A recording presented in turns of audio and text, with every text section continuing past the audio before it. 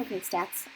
This is section 4.3. We started this on Friday and did the first example. I went ahead and rewrote it because I don't have my notes from that we did from Friday, but I'm just going to kind of go over the example that we did then. So we talked about like if you have 3 kids, you can have 8 different combinations of genders. And if we're looking for this scenario when we have at least one boy, um, the opposite of having at least one boy would be having no boys, which could very well happen in my family. We could have no boys at all, and that would be just fine. But the only scenario when you have no boys is this last one right here, okay? Which happens 1/8 of the time, right? 1 out of 8 different options is no boys at all. So at least one boy would happen 7 out of 8 times, right? I have a 7 out of 8 chance of having at least one boy if I have 3 children. Um, because 1/8 of the time I'm not going to have 3 boys. Or I'm not going to have at least one boy. Okay? So we did that in example 1, and they talked about 6% of iPads were damaged by backpacks. If 20 damaged iPads are randomly selected, find the probability that at least one was damaged in the backpack. Okay? Versus being damaged other places. I mean, I've had kids that take pencils and slam their pencil down in between their screen and their Chromebook, whatever, and it shatters the screen. There's other ways of damaging these things. Maybe it got damaged one of those ways. I don't know. But we want to know what's the chances that at least one of them was damaged by a backpack. 6% of the time they are damaged by a backpack. So if I convert that to a decimal, that would be 0.94 times 0.94 times, and I know you have this written down, I'm just going over this again, so just listen in. 0.94 times 20 times, and rather than doing that, I want to take 0.94 to the 20th power, okay, to the 20th power, which is something like, I don't remember what we got, like 0.24 or something like that, I don't know, question mark, 0.24, which means that we would have to, if this is the chances that none of my iPads are going to get damaged from bags or backpacks. So what are the chances that at least one of them would have gotten damaged? We subtract that from 100%, which is like 76%, I think, something like that. I don't remember what that number was exactly. Maybe it was like 0.29 and 71. I don't remember. But I think you have that written down. But the point is you want to look at the no damage because that's the easiest, and then subtract from 100%. Okay, so conditional probability. That's kind of what we're leading into here. Conditional probability is talking about kind of two different things, and you're combining them together to get one certain group that goes by those two specific events. So. Looking down at example 2, and you guys did this on your homework sheet, your homework packet. And so you should be good to go for this. This table down here you don't necessarily have to copy, but this table is what you're going to use for A and B. It is the same table as what's on the top of the second page. I just recopied it down below so that I don't have to flip it back and forth. But you can certainly flip back and forth, then you won't have to recopy this table. Okay, so on this table down below here, it asks us some questions, okay? So the questions that it asks, it says, if one of the 555 test subjects, okay, hold on just a second, 555 is the total number, right? So if I add all 4 of those categories together, that's going to be 555, okay? We've got that covered. Is randomly selected, find the probability that the subject had a positive test result given that the subject actually uses drugs. So we're talking about using drugs versus not using drugs, and positive results versus negative results, okay? If you use drugs and you are tested for drugs, you should test positive for using drugs. These are the lucky ones. These are the ones that are lucking out. I don't know how they're cheating the system, but there you go. If you do not use drugs, you should test negative for using drugs. These people are the unlucky people, so maybe they, I don't know, did something weird or ate something weird that caused the drug machine to fluke out. I don't know. So this star, and this star are things that should happen. We are looking for the subject having a positive test result, given that I'm going to circle the word given that the subject actually uses drugs. Okay, and they will write that like this. They'll write P, which is probability, of a positive test result, and then this little line right here means given. Given the subject uses drugs. Okay, this little line right here is kind of like my division bar, right? Okay, so this stuff, the subject uses drugs, that goes on the bottom, and the positive test result goes on the top. All right, and I always start with the given, start with the stuff on the bottom. So, given the subject uses drugs. So, I'm looking at this table and I'm seeing how many people actually use drugs. Well, that would be these 45 and these 5 together. So, all 50 of those people are using drugs. So, 50 people use drugs, the subject uses drugs. Now, given those people, how many had a positive test result? Positive test result was 45 out of 50, which if you reduce or whatever is like 0.9 is the chances, right? 0.9. Or 90%, if you want to write it as a percentage. 90% of the people who are using drugs actually test positive for the drugs. So you have a 10% chance of squeaking by. You know, I'm not encouraging you to use drugs at all, but I'm just saying 90% of the time you're gonna only 90% of the time you're gonna fail the drug machine. All right.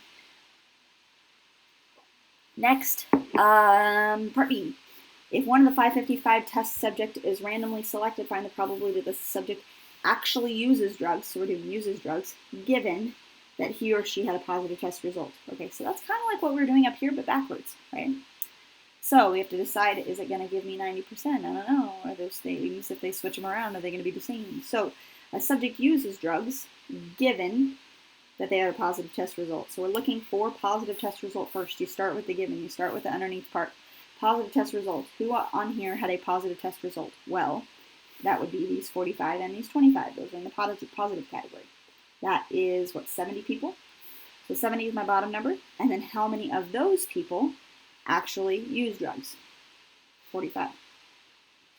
45 out of the 70 that were positive for results, for drugs, are actually accurate. They're actually testing what they're supposed to. Okay, hold on, I gotta get my calculator out. 45 divided by 70, that's not 90%, I know that. 45 divided by 70 is 64%, or 0.64. 64%. So, if we switch them around, they are not the same, and that's what they're going to talk about first on the next page. Okay, if you need to pause, go for it. I'm going to flip to the back. So, the confusion of the inverse. That's what they're talking about on this one. So you will notice that positive test results given subject uses drugs is not the same thing as subject uses drugs given positive test result. Those are not equal to each other, okay? Because the inverse is not necessarily true, okay? They give us an example in example 3 down below here, and they say that it is dark outdoors, it is midnight, okay? So we're looking at the chances of it being dark outdoors given that it is midnight. Right? So we're saying it's midnight. What are the chances it's going to be dark? Well, it's probably going to be a 100% chance that it's going to be dark, unless we live in like Alaska or something, that if it's midnight, it's going to be dark outside. But if we flip them around, what are the chances that given it's dark, it is exactly midnight? Probably pretty close to 0. 0% chance that it's going to be exactly midnight given that it's dark, right? It could be, we could be choosing 3 a.m. because it's still dark then, right? We could be choosing, 11 o'clock. Nowadays, we could be choosing 6 o'clock because it's pretty well dark by then, 6 o'clock p.m., right? So, given that it's dark, it doesn't necessarily mean that it's midnight. So it's pretty close to, it might be like 0.0000001% chance of that happening, right? Which is pretty close to 0%. So that's why they write it. The probability there is about 0 because there are infinite number of minutes that it could be other than exactly midnight. Okay, so last thing down here, Bayes' theorem. They give us some information and they want us to kind of make a table out of this and then draw some conclusions. So, all right. Assume that cancer has a 1% prevalence rating. That means that 1% of the population has cancer, okay? Total, okay? 100,000 people, and that's going to be my total number, all right? You could choose 1 million people if you wanted to, but I'm going to choose 100,000. And we are saying that 1% of those people actually have cancer, okay? So that would be cancer. That would be all the way across here. 1% of that 100,000 actually has cancer, okay? 1%. So 1% of 1,000 is like 10, is going to be 1,000. So out of these 100,000 people, if we multiply, if you want to do it on your calculator, you sure can, times 0.01, that's going to give us 1,000 people that have cancer, okay? Now, that means how many people don't have cancer, okay? That would be like 909, or 99,000. 99,000, the remaining 99,000 don't have cancer, right? 1% have cancer, 99% don't, or the remaining don't. All right, now, they also give us another thing. So they say, denoting the event of having cancer, we have probability of cancer is 0.01 for a subject randomly selected from the population. This result is included with a subject with the following performance characteristics for the test of cancer. All right, so we said the probability of having cancer is 0.01 or 1%. A false positive rate is 10%. Okay, false positive. That means that you got a positive test given that you do not have cancer. Okay, these people right here are the J.C. Himmelbergs. I bring him up all the time, and I kind of have his permission, I guess, because I tell him I do this every year. J.C. Himmelberg is in this category, right? He tested positive for cancer when he actually didn't have it. So he is in the false positive category. So they're saying that the people who don't have cancer, these 99,000 right here, positive test results, there's 10% of these 99,000 that are actually testing positive when they should not. So if we do 10%, or 0.1 times 99,000, we're just moving that decimal place, one place. So that's going to be 9900. So 9,900 people out of this 99,000 that are going to test positive for cancer when they actually don't have it. Now, how many people test negative like they're supposed to, right? How many of those people test negative? So if we subtract that, I can't do that in my head, 99000 minus 9900. That is 89,100. So these people are doing what they're supposed to. I'm going to put a star in that corner. They're doing what they're supposed to. Okay, they're testing negative when they don't have cancer. That's what's supposed to happen. These are going to be the J.C. Himmelbergs, right? Okay, and then if we're looking at cancer, okay, it says a true positive rate is 80%. That means that they have a positive test given that they do have cancer, right? So 80% of the time, this is happening to the people who actually have cancer. Okay, so of these 1,000 people that have cancer, 80% are actually testing positive for cancer. So 80% of that 1,000 is going to be, what, 800? 800, that means 200 people are testing negative for cancer when they actually do have cancer. Okay, so this is what's supposed to happen. They're supposed to test positive when they actually have cancer. This is what's supposed to happen. They're supposed to test negative when they don't have cancer. This is like JC's category, when they test positive when there is actually no cancer. And this is testing negative when you do have cancer, okay? So of the two that are not supposed to happen, I talk about this every year, of the two that are not supposed to happen, which category would you rather be in? Would you rather have a positive test result when you actually don't have it? Or would you rather test negative and then all of a sudden you like die because you had no idea you had cancer? This happens quite a bit because you'll hear people that are, diagnosed with cancer, and then like 3 weeks later they die. Well, it's because maybe they didn't go to the doctor to start with, but maybe they did go to the doctor and the doctor told them, no, you're just fine, you don't have cancer, because they had a negative result. So that's kind of, it does happen quite a bit. So now that we have this table filled out, it says find the probability of cancer given that we had a positive test result, okay? So how many people had a positive test result? Okay, positive test result is this category right here, all of those. We add those two categories together, that's 10,700. So positive test result, my given goes in the bottom, is 10,700. And of those who actually had cancer, only 800 of them actually had cancer. So really, if you're testing positive for cancer, like look at the split there. Of the 10,000 that actually tested positive for cancer, like barely any of them had that, right? If we convert this to a decimal, we find that